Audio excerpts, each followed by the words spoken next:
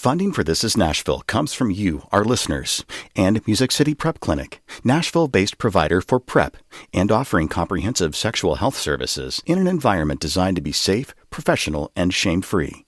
Learn more at musiccityprep.org. This is Nashville.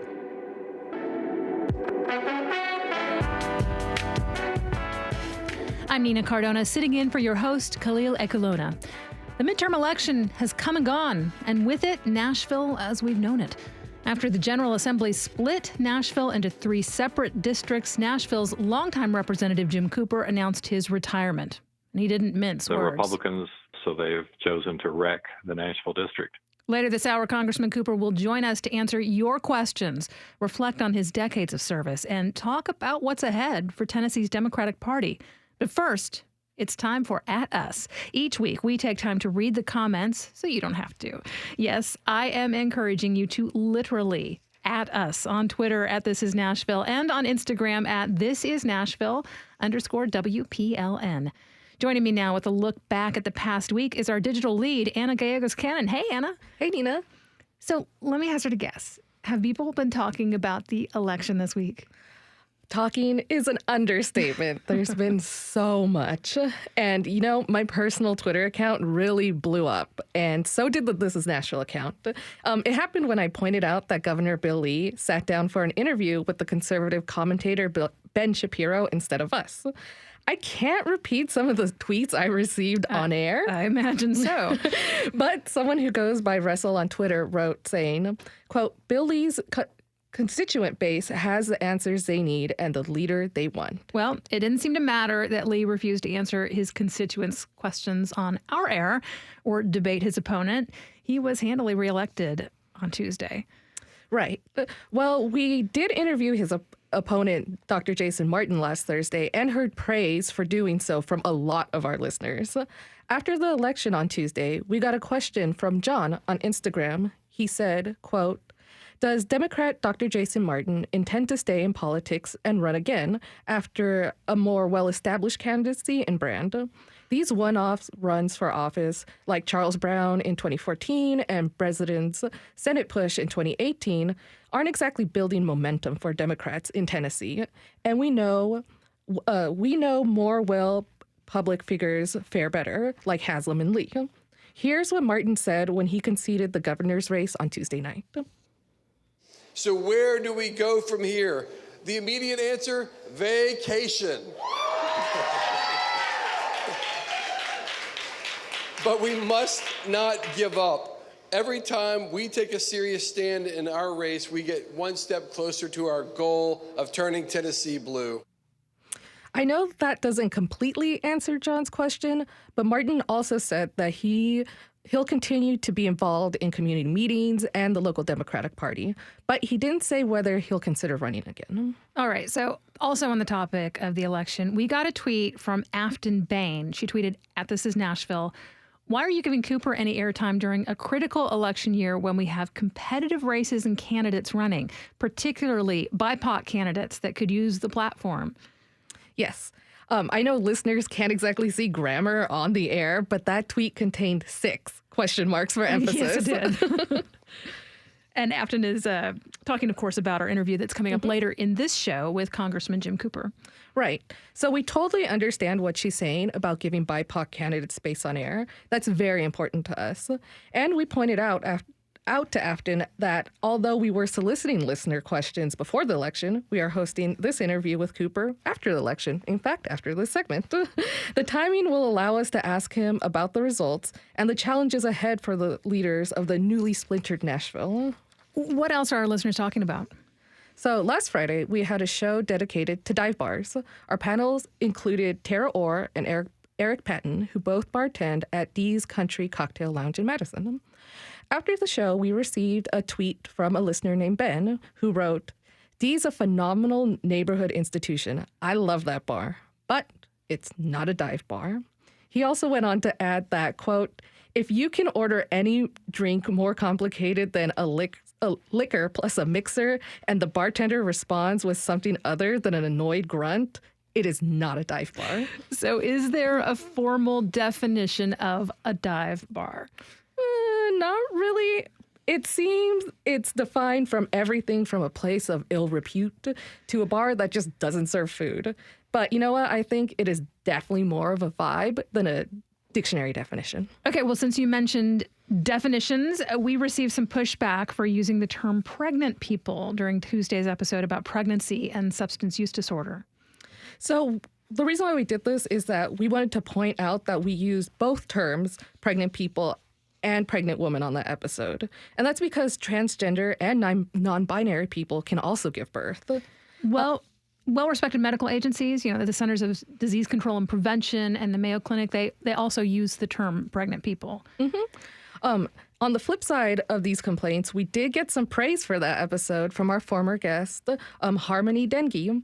She tweeted, "Thanks for covering pregnant people and substance use disorder. I literally never thought about people being pregnant with this disorder too. So glad there's agencies to support." Of course, she's talking about Firefly, the Vanderbilt Medical Center's program dedicated to helping pregnant people and pregnant women deal with this issue. Is there anything else from our listeners? Well, we got an email from Lorena about our Dia de los Muertos episode. First, she thanked us for doing it in the first place. Then she pointed out that I misspelled Dia de los Muertos in our weekly newsletter by forgetting to put the accent mark on the I. Oh, no. I'll cop to it. This is completely my fault, and it is a good reminder that I need to brush up on my Spanish grammar. But you know what? I'm super glad that my mom, who is a Mexican immigrant, isn't subscribed to our newsletter, because I would have gotten a much-deserved earful from her for that grammar mistake. My husband's a Spanish teacher. I know he would have docked you a point, so there you go. But you can still pass the class. Thanks to our digital lead, Anna Gallegos-Cannon, for this roundup. Anna, we'll see you soon. Of course, and our listeners know where to find me online. Don't forget to add us on Twitter and Instagram. Let's keep the comments coming. Also, fill out our community survey to let us know what topics you want us to cover at thisisnashville.org. It's super easy and quick and helps us produce shows with your needs and interests in mind. We have to take a short break. When we come back, Democratic Representative Jim Cooper will join us in studio to reflect on his decades-long career representing Nashville in Congress and talk about the gerrymandering that resulted in his retirement. Tweet us your questions for Congressman Cooper at This Is Nashville. We'll be right back.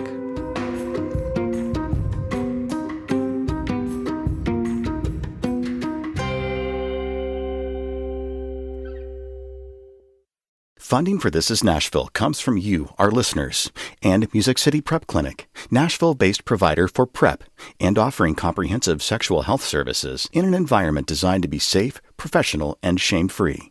Learn more at musiccityprep.org. I'm Nina Cardona, and this is Nashville. About 10, 15 years ago, my job here at Nashville Public Radio included going out to community events when Nashville's congressman was speaking to see what he had to say. A lot of times, Jim Cooper talked about the hot-button issues in the news, but he also talked a lot about gerrymandering. He was calling for reforms to the way that electoral district lines are determined and warning that as long as politicians are the ones drawing the maps, they can be abused in ways that are more about party strategy than public service. Well, fast forward to earlier this year when the district long represented by Cooper, the district that had always included all of Nashville, was dramatically redrawn. The Tennessee General Assembly split Nashville into 3 separate districts. And with that, Cooper decided it was time to move on from Congress. He did not run for re-election on this week's ballot. And then for the first time since Reconstruction, the 5th district was won by a Republican. As he wraps up his time in office, Congressman Jim Cooper is here with us now to reflect and to answer your questions. It's not too late to send them in. Tweet us at This Is Nashville. And Congressman Cooper, thank you for being here. Welcome to This Is Nashville. Thank you, Nina. It's always a pleasure. Well, let's start with this week's election. This was the first time in 20 years that you weren't running here in Nashville. That must have felt strange. It actually felt pretty good for me, but I was still terribly disappointed that the Republicans had chopped up Nashville, carved it up like a pizza. That's an injustice to all Nashvillians, regardless of party. It's an insult to the capital city of our state. It's morally wrong what they did, and they know it. but they got away with it. So for 10 years, we're really going to have to struggle in our area because Nashville's always been an oasis of blue and a sea of red. It's going to be a long time before, at least at the federal level, we can reclaim that heritage. Well, Republican Andy Ogles won the newly redrawn District 5 seat, and that's a very significant change for the district. How do you see that playing out for constituents? Well, remember, Nashville's chopped into 3 parts, and the new 5th district, which had comprised all of Nashville, is now just the southern edge of the district. So it's swamped by all the rural counties that Republicans threw in with it, and Andy is from one of those. I've never met him. I think people know actually very little about him. He hid pretty much during most of the general election campaign. I hope he'll be okay, but he seems to have quite an extremist background, even by Republican standards, which says a lot. And Nashvillians are just completely unfamiliar with that. Now, the 2 other Nashville representatives now will include Mark Green, who's been a colleague of mine for some time from Clarksville, and John Rose also has been in Congress for some time from Cookeville. But it's just so sad. It's not about Jim Cooper. It's not about me. It's about Nashvillians, because we need a future in which Nashville can be represented, not just Cookeville, Clarksville, and Columbia. And especially if these folks are extremists who really wouldn't even feel comfortable eating in a Nashville restaurant or going to a Nashville bar or working in a Nashville office. Like, that's really bad for our identity. So many companies, so many people have moved to Nashville wanting to come to Nashville. You know, these other towns are perfectly nice, but they're not Nashville. So when a company says on their letterhead that they moved here so they can be in one of these other towns, I'll start believing that they should have the voice that they've just grabbed in Congress, because they took the microphone, they stole it fair and square, and it's really just sad for Nashvillians. So it just means we're going to have to work extra hard to reclaim our own political identity and our own political future. Of course, the territory you covered is in 3 districts now, specifically in the district that still carries the same number, the 5th district. Ogles was running against Democrat Heidi Campbell, and you endorsed Campbell back in August. But it seems from there you were a little quiet about the race. Why is that? Well, I did all that Heidi asked me to do. I maxed out to our campaign, gave her the maximum amount of money, and certainly endorsed her. And Heidi is a great candidate. She did a great job. But see, I knew from the original redistricting how those counties vote outside of Nashville. And I've represented 29 counties outside of Nashville. I'm good at this. I was born and raised in Shelbyville. So I understand how rural people think. And in the old 5th Congressional District, it wasn't just Nashville. It was also Cheatham County and Dixon County. And I hadn't been able to carry those counties for 10 or 20 years. So as soon as you cross the Davidson County line, something happens politically. We're not quite sure what it is. But it's not just in politics. It's environmental groups, so many other groups. They were really strong in Davidson County, but outside Davidson County, not so much. So we got to work on that, because if you want to be a representative for our state, you've got to be able to talk to all Tennesseans, regardless of party. You got to appeal to their nature, and you got to communicate clearly with them. And so many Nashvillians, we enjoy talking to ourselves, but that's kind of like breathing your own fumes. Did you worry that if you were more vocal that you might have been a liability for Campbell and the others? I carry with me a 30-plus year voting record, and it's really easy to attack Jim Cooper. In fact, some people find it fun to attack me. So it's better to have a fresh-faced candidate, somebody who doesn't have a long federal voting record like I do, somebody that they don't want my baggage, they don't want my enemies. So it's much better to have a clean start, and that's why I withdrew from the race early, within a week or 2 of the new map being drawn, so that a new candidate, a fresh face, could have a chance. The General Assembly approved the congressional redistricting back in January, which really set off some alarm bells. You immediately announced your retirement, as you said, and you didn't mince words. Here's what you told WPLN. The Republicans could not beat me at the polls, so they've chosen to wreck the Nashville district. Obviously, we've gotten to see the impact of that redistricting, really, in fact, for the first time. So what are your thoughts now after seeing the results of Tuesday's election? Well, I hope that a lot of Nashville groups wake up, because, for example, I sent the Nashville Chamber of Commerce a memo 3 years in advance of the redistricting, warning them that this could happen. And they didn't believe me. Up until the final months, they didn't believe me. They said, oh, Republicans, they'll never do that. Well, they did it. And it was so obvious what they were doing. They signaled clearly what their intentions were. They passed a bill a year in advance of the gerrymandering that if there were a legal appeal to it, that the local judge, Chancellor Ellen Hobbs Lyle, who's a Republican and extremely respected, that she could not hear the case. Like, they packed her court. They said they would pick other judges to outweigh her vote in our own Nashville court. And they specifically said in the statute, this wasn't in general, they said in redistricting cases. You cannot signal your intentions more blatantly than that. And yet people didn't wake up, including the Nashville Chamber of Commerce, including the folks who represent the companies that chose to move to Nashville or to remain in Nashville, not in these wonderful outlying counties. So when you have corporate voices like that, and remember, we have a Republican legislature, so those corporate voices are particularly persuasive. You have an open gate so that they can gerrymander Nashville. In the old days, that never would have happened because you had largely family-owned, family-run companies, and they love Nashville. Today, they use Nashville. They don't necessarily love it like native Nashvillians do. Some do say that you could have run again and won, even with the redrawn map. What do you say to those folks? Well, you have more confidence in my abilities than I do. I welcome you to come visit the two counties outside of Nashville that I've been trying to carry for 10 or 20 years and failed every single time.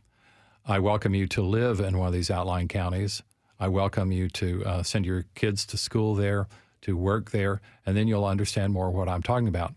For whatever reason, and I think these are wrong reasons, the Democratic brand has not been as popular as it should be in these other counties. You see way too many Let's Go Brandon signs and things like that, and people just seem to enjoy indulging in that sort of hysteria. So I've always been a substantive person. Hey, I'm a nerd. I try to focus on the issues, try to do the right thing for the country, and that includes everyone in our country. Because so many people, they're really not Republican. They're really just Fox listeners, and they didn't ever switch the channel. They can't help it. If you listen to that stuff all the time, that's probably what you're going to end up thinking. We've been soliciting questions from the community at thisisnashville.org, and several people wrote in about redistricting. Here's a question we got from our listener, Steve.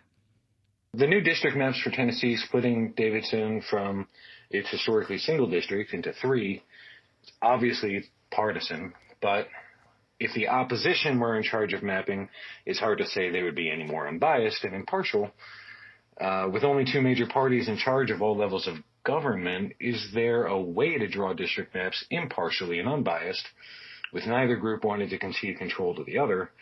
And realistically, is there a path forward after so much gerrymandering has already occurred for so long? Well, the answer is yes. In fact, I've carried the bills in Congress to have an independent commission to fix this problem. So it's not in the hands of politicians, because the questioner is exactly right. Both parties have a tendency to do this. Now, I'd be the first to admit, as a Democrat, we're generally not as competent and as mean as the Republicans in doing it, because we're not as bold. Like the idea that Democrats would have written a statute to take away court jurisdiction from a respected local judge is like, that's way out of bounds. See, there have to be rules. It's like sports. There are some, you can elbow somebody maybe in a basketball game, but you can't play outside the lines. And this is something that the Supreme Court, which is itself heavily prejudiced and in an unfair way, since Mitch McConnell wouldn't even allow, some justices to be interviewed by senators, for a whole year or more. Things have politics has basically moved from a contact sport to a blood sport. And this could do serious damage to our democracy for a long time. If you're just tuning in, this is Nashville, and I'm Nina Cardona. We're talking this hour with outgoing Congressman Jim Cooper, longtime representative of the 5th District. Tennessee has consistently ranked in the bottom 10 states for voter turnout over the last decade. And, of course, this election was no exception. Turnout was actually down from the last midterm in 2018. And one of our listeners, Justin, wants to know what can be done to change that. Do you think it's possible for what Stacey Abrams has done in Georgia to be done here? Is there any organization in Tennessee that's working on this? Excellent question. And I love Stacey Abrams, and I hope that her wonderful example in Georgia can be transferred to Tennessee. But it's easy to wish. It's easy to hope. It's harder to act. And that's what we need. Because starting right now, it's an off year. We have time to build for the next election. That means not just good wishes, but a lot of hard mechanics, like where are our voter lists? Where are our voters? And there's a fundamental difference in philosophy now. Some political activists think, oh, all you can do is mobilize your base and find all your base voters. That's great. But some of them are pretty hard to mobilize. So are they really in our base? The old model of trying to persuade independent voters has largely been cast aside. I'm still a believer in that old model because I think most people want a strong, better America. They want to get along with their neighbors. We all want the same things. You're not born a Democrat or a Republican. So why can't we focus on those issues, set partisanship aside, and try to move the country forward? But the National Democratic Party and the National Republican Party have not invested in those strategies. They've focused almost entirely on turning out the base. Who is positioned to kind of lead that kind of charge in Tennessee? Well, the good news is you don't want to know who that person is quite yet because you don't want an old-timer like me. You want a new, fresh face. The younger generation needs to step up and take charge. My office, I'm very proud of the local folks who've worked for me here and folks in Washington. I've had the best staff in Washington for 40 years and here in Nashville. We spent a lot of time trying to get young people, high school voters, to register so that they would vote. And guess what? We got thousands and thousands of high school kids to register, and then they didn't end up voting. We did pizza videos, we did pizza parties, we did everything you can think of to get them involved. We had rallies in the lobbies of high schools and things like that, and then they didn't bother to vote. So there's something about young people in general that is not as energetic or not as focused as some seniors who are reliable voters. There's also something about urban areas that don't vote as much as rural areas. Is your party doing a good job of tapping into finding who that next generation is? Well, in politics, you're not called on, you're not tapped on the shoulder. You have to volunteer, and you have to hustle, and you have to compete and go get it. I volunteered, and most every successful candidate I know volunteered. So it's not for the faint-hearted. You got to know what you're doing, step up, and then win. You got to also be a place people want to volunteer. Mm-hmm. Well, Nashville's one of the great cities in America. We probably have more talented young people in this city than any city in America. Nashville is the envy of the whole country. So it's not a talent shortage. It's an unwillingness to actually enter the political fray. There were ballot mix-ups this midterm, and we had Republican candidates who wouldn't debate their opponents. Is this the model we're in for elections for a while? Well, when they gerrymandered Nashville and couldn't even get the gerrymandering right, that's embarrassing. But they've done this before. There was a prior election here where everyone in a single precinct voted Republican, not because they wanted to, because they screwed up the software.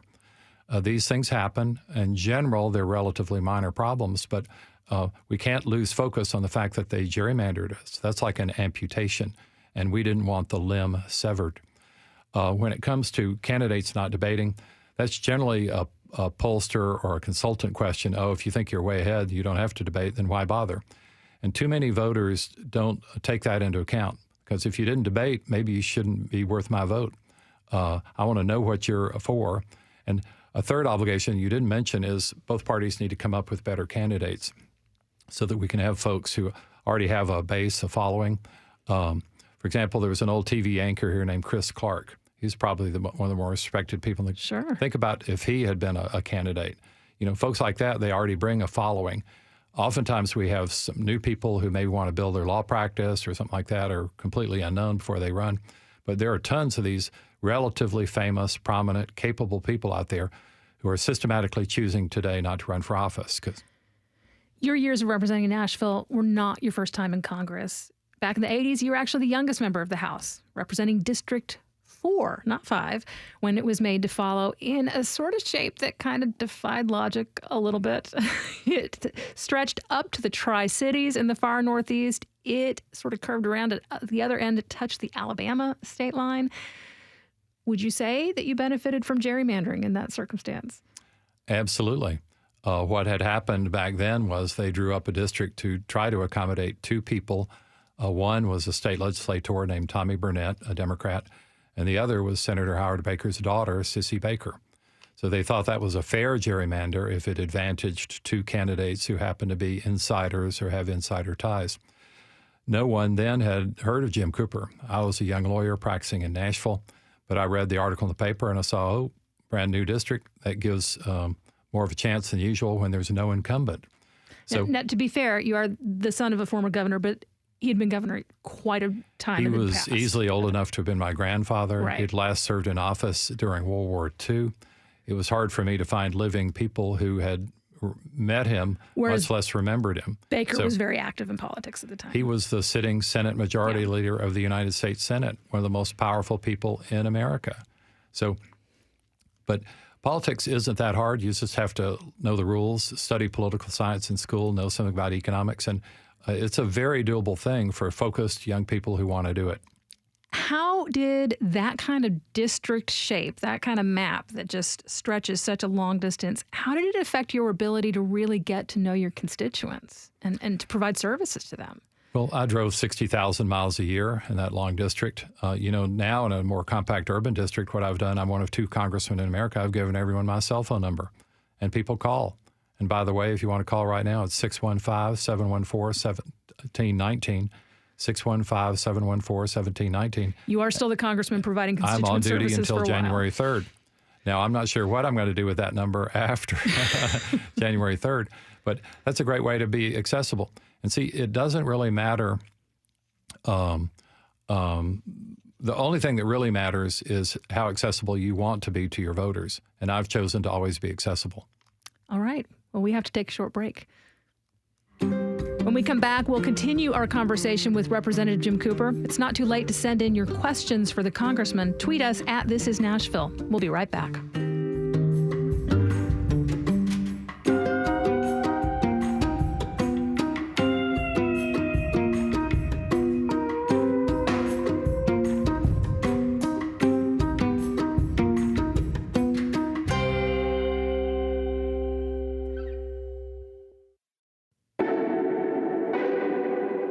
I'm Nina Cardona, and this is Nashville.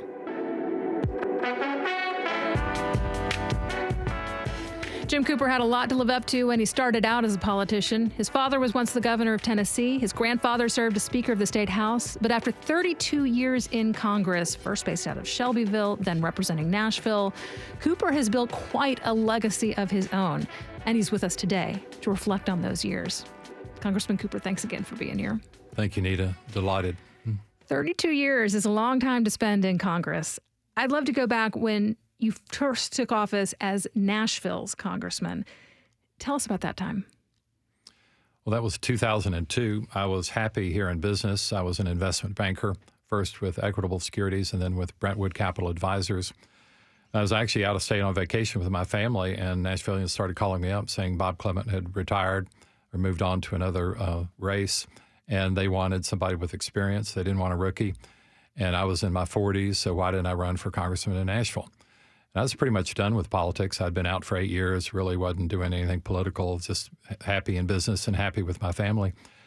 But I got persuaded to go ahead and try it. And a few months later, I was the Democratic nominee in this district and have been relatively easily reelected ever since. What was your top priority as Nashville's voice in Congress back then? Well, Nashville is a healthcare city, and I think the great failure of Congress has been to get everyone in America health insurance. I'd worked very hard on the Clinton health plan to try to get that passed, and I had a rival plan that was completely bipartisan that could have passed easily, and everyone would have had coverage 20 years ago before Obamacare. With the election in 2002, foreign policy issues were foremost then, Iraq and Afghanistan, the war on terror. But there was a real chance when Barack Obama was elected president. And I had one of the first fundraisers in America for Obama. It was here in Nashville. It was really hard to get people to come to that event because they didn't know who he was. And that's a good example of the fresh face phenomenon that we all need to be looking for right now. Because there was a guy who was a great president, and his health care plan did pass. And the tragedy has been the Tennessee legislature, the same folks who gerrymandered Nashville, won't even allow Obamacare to cover everyone in Tennessee. And not only are we turning down health coverage for hundreds of thousands of people, we're turning down $1 billion for our healthcare industry that we shouldn't be turning down. So those priorities, it sounds like they've pretty much stayed the same essentially through the years. Are there others that have had to shift as kind of the landscape has shifted? Well, a lot of the nuts and bolts of government people take for granted. For example, President Joe Biden has passed an infrastructure bill that presidents have been, hoping to pass for many decades. Like, that's unbelievable that it takes a long time in America to fix our own roads. And Biden was able to get it done because he actually gets along well with Democrats and Republicans. So, but see, people with infrastructure, that's a real snooze, but we all want better roads and bridges and internet communication and things like that. But those are $100 billion projects that only Biden so far has been able to actually get accomplished. You've seen a lot of change in Nashville in that time. How do you go about representing a district undergoing such drastic and rapid change and growth and new and people with different ideas coming in and becoming part of your constituency? Well, first, it's a lot of fun to be in one of the hottest cities in the world. Second, I just try to be nice and introduce myself. I had office downtown in the public library, one of the most visible congressional offices in America, because the feds just want you to be hidden away in a federal building somewhere, and I had a street front presence. I've already given my cell phone number to everybody and did it on the show. What more can I possibly do? I've tried to attend every possible event. That's where you saw me when you were a young reporter. That's what congressmen do, and that's what they should do. And I hope that we'll see a lot of Andy Ogles, Mark Green, and John Rose in our community. And I hope they explain some of their positions that have actually been quite anti-Nashville for a long time. Well, that actually ties in very nicely to a question that we got for you at thisisnashville.org from Brenda Medlin about how you go about serving your constituents. I have wondered if comments by constituents really make any difference in how a representative votes on an issue. And what is the most effective way to communicate? Email, phone call, letter, or what? Well, the answer is all of the above. Any communication is not only impactful, but it's also stored in memory banks. People know. And I want to know who's interested in what issues. What really matters, though, is not just an opinion, but it's an informed opinion. Do you really know what you're talking about? Because 90% of the comments we get are just somebody signing a form letter or adding their voice to an email or something like that. And that doesn't really mean that you've even read the letter. It just often means that you're angry about something or hopeful about something. And that's fine, but we don't get to vote on ideas. We get to vote on legislation. And some bills are better written than others. Some bills may have a good title, but actually don't do what the title says. So it takes information, it takes homework. We just got a tweet from Brian Thornton who says he has called your office many times over the years and had you either pick up or call him back. Well, so you man your own phones, huh? Well, it's great. I say I have the best staff. The volume is so great. Some days you literally get thousands of calls. The phone system melts. That's when there's a hot button issue. But we can generally tell if there's a TV show, say, on Fox, and then we'll get the wave of calls for the next hour. Have you noticed much change in what you hear from constituents? Not really. Human beings have been the same since the beginning of time. It's bread and butter issues. It's how do you take care of your family. It's how to cut through red tape with the federal government. And, we're happy to do those things because you need an ombudsman. You need somebody who's going to help you steer through government because government has gotten way too darn complicated. We've been talking a little about some of the things you focused on in your time in the House, and Susan Hurd sent us a question with your expertise in mind. You've long been considered an authority on health care, and I'd like to know what you think, without regard to any political obstacles, would be a solution to our accessibility and financing problems in this country. Thank you. Well, there are only 12 states that have refused, like Tennessee, and a couple of them changed their stance at the last election with a public referendum. If we ever put this up for a vote and cover all Tennesseans, it would pass overwhelmingly. And the federal government has offered to subsidize that, and we are one of the most dependent states in America on federal subsidies. But we have somehow refused that for health care, even during the middle of a pandemic. It's really a self-destructive strategy. And if Republicans, with their current political monopoly in Tennessee, or near monopoly, are not behaving better, we're going to lose our industrial advantage because big companies will not want to locate here. Their employees won't want to come. And we're going to lose a lot of the most talented people we have in Tennessee who want to live elsewhere because it's getting a little bit embarrassing. We used to be a moderate state with a proud political tradition. We had folks like Senator Howard Baker, who were respected by people of both parties, who were statesmen, who always tried to do the right thing. But see, even the lesser versions of that, Lamar Alexander and Bob Corker, who more recently left, they couldn't be elected today as Republicans. So the Republican Party has really lost its soul. It's been captured by other folks who are not really Republicans, but Trump supporters and folks like that. And that's really helped destroy the two-party system because the Democratic Party hasn't quite known how to react to that. Now, as Democrats go, you're pretty moderate. You're a member of the Blue Dog Coalition, which bills itself as centrist and as bridge builders, which is kind of what you're talking about these Republicans historically had been. As polarized as politics is, how much bridge building is actually going on in Congress these days? Well, when there are no cameras and when there are no microphones, people actually get along surprisingly well. And one of the places where there are no media is the House gym.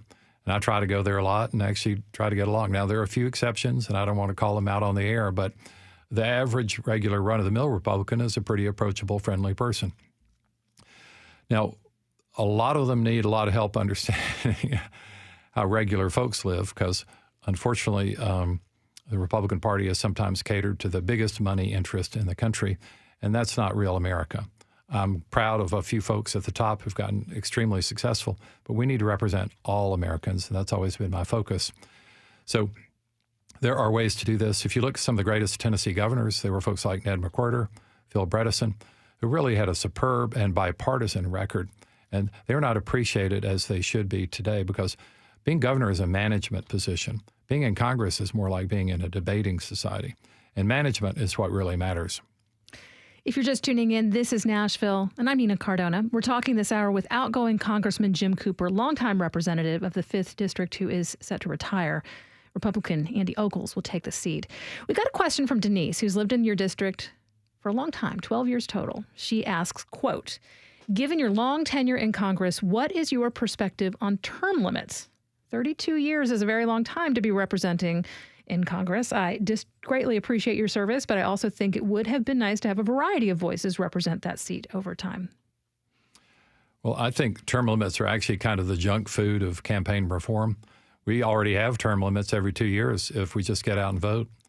You noted at the top of the show that Tennesseans are voting less than people in other states. And guess what? Nashvillians vote less than regular Tennesseans. It is very hard to oust an incumbent, though. Well, it depends on whether you have a good candidate or not, because incumbents are the most vulnerable people in America if you look at their voting record, because it's really easy to criticize a voting record. Now, whether that's an honest criticism or not, you can always make almost any vote look into like you're against motherhood and apple pie. So it depends on whether they're quality candidates, and it depends on whether you already have some visibility in the community and, for example, know how to raise money and things like that. It's easy to blame other people, and it's easy to give up from the start, and that's not how successful candidates do it. They are brassy, they're energetic, they get out and hustle, they make people like them, and that's the formula for a winning candidacy. Jeff Shearer left us a voice message at thisisnashville.org with a question for you about who are becoming lawmakers these days. Let's listen. Several years ago, you told a group of your constituents that when you entered politics, it was a profession that attracted the top of the class, but that it had become a place where incoming lawmakers were those who were content to get by with a C in school.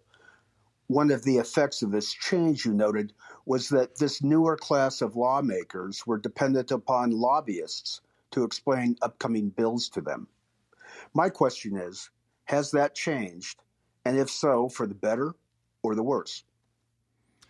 Well, thank the caller for his good memory and also for caring about the future of our country.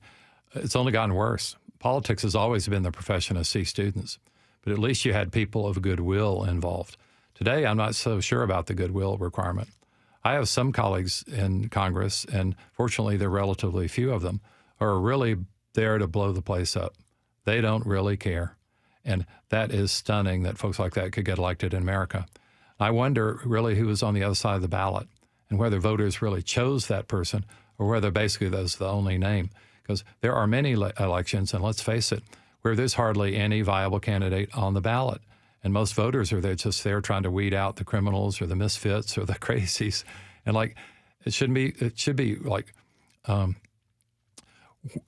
often it's a choice of lesser of evils instead of trying to weigh, who's the better angel. And we need more angelic types trying to run. And I don't mean this in the religious sense. I mean people who just want to put the welfare of the country first. And are you seeing the people who want to blow things up on both sides of the aisle? Oh yeah, but don't indulge in the false equivalency argument. There are bad people in both parties. There's a certain number of criminals in both parties. But don't let them define it. And that's one of the media games they play. They'll find one or two objectionable people in either party, and then suddenly they become the icon or spokesperson of that party. That's just totally wrong. People also like to indulge in long-distance hate. I've had more people in Nashville tell me, oh, I hate Trump, or I hate Pelosi.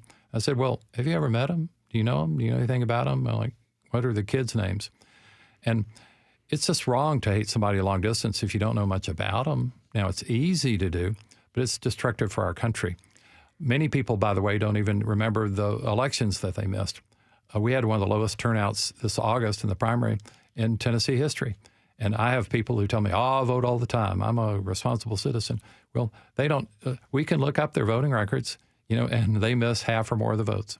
You have said that Nashville's business leaders could have done more to prevent the redistricting that splintered our city. Who exactly were you talking about? Well, I don't want to call them out on the air. I've already mentioned their kind of umbrella organization. And these are not bad people, but they were naive when they came thinking that the Republican legislature was suddenly going to play nice about Nashville.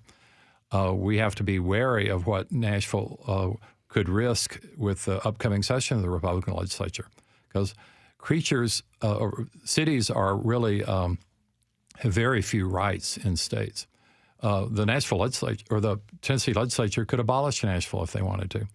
Now, I'm very sensitive about this because my brother, John Cooper, is the mayor, and I think he's doing a fabulous job.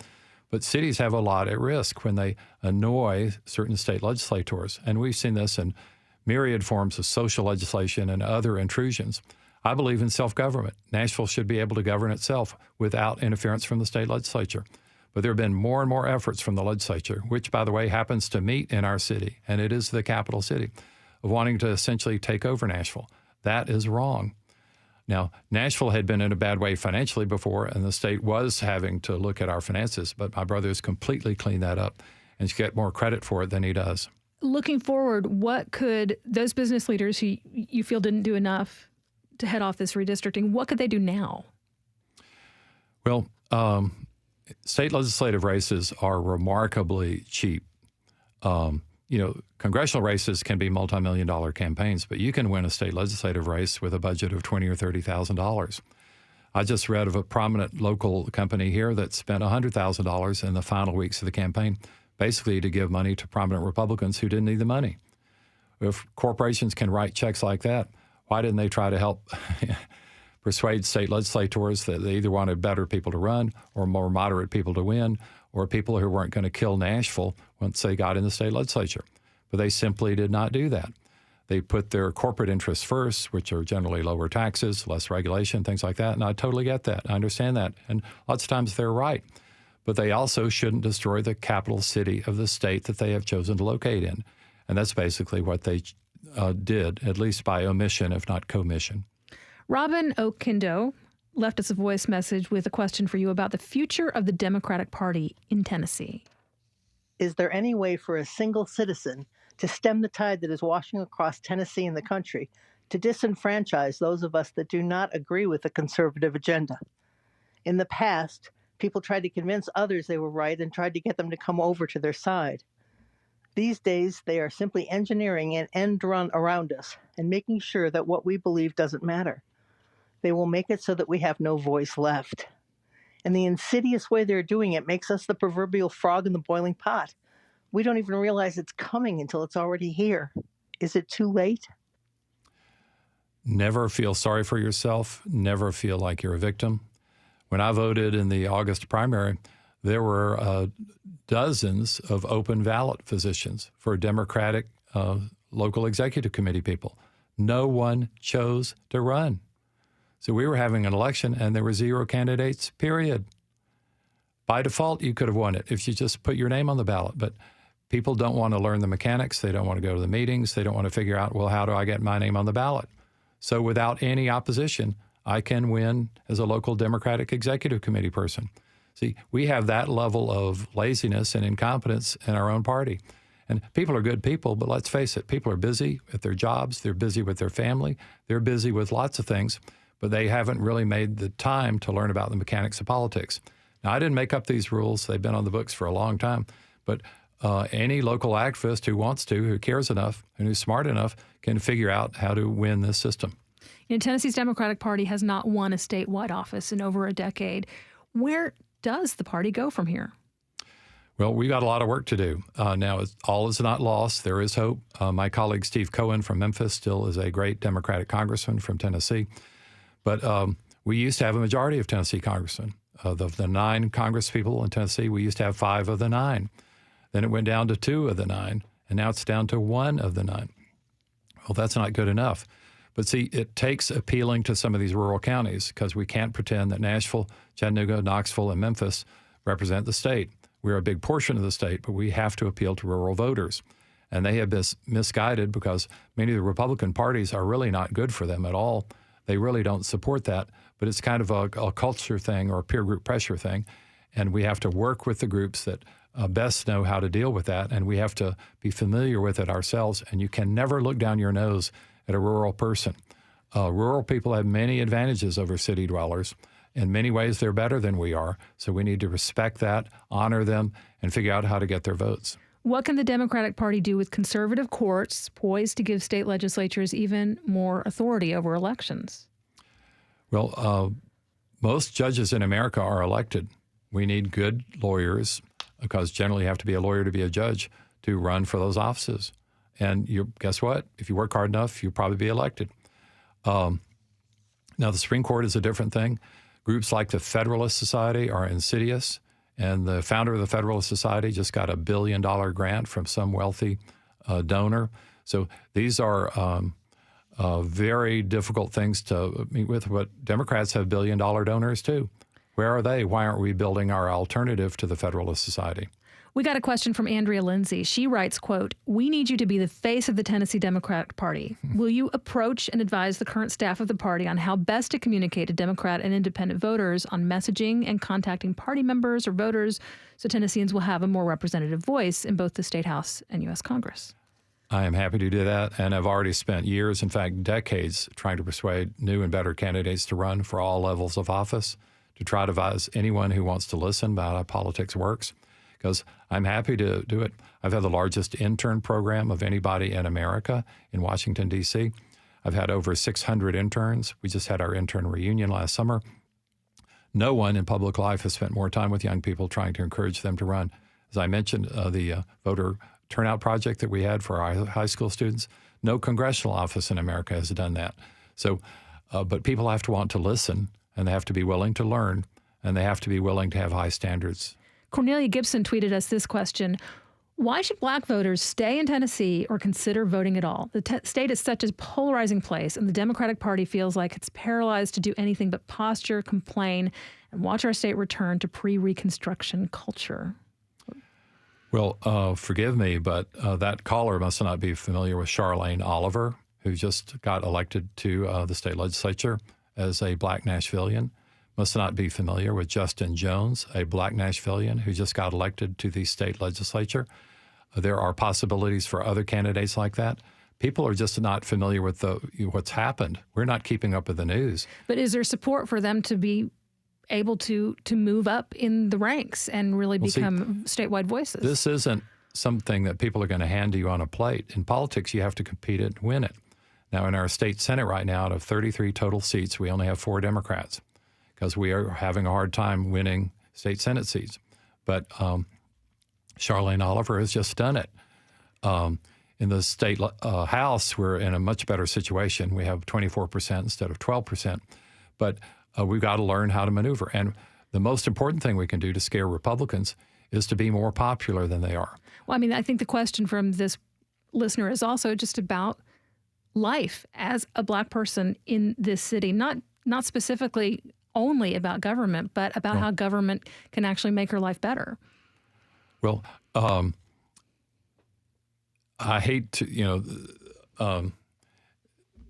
there are many states that are doing a better job than Tennessee right now.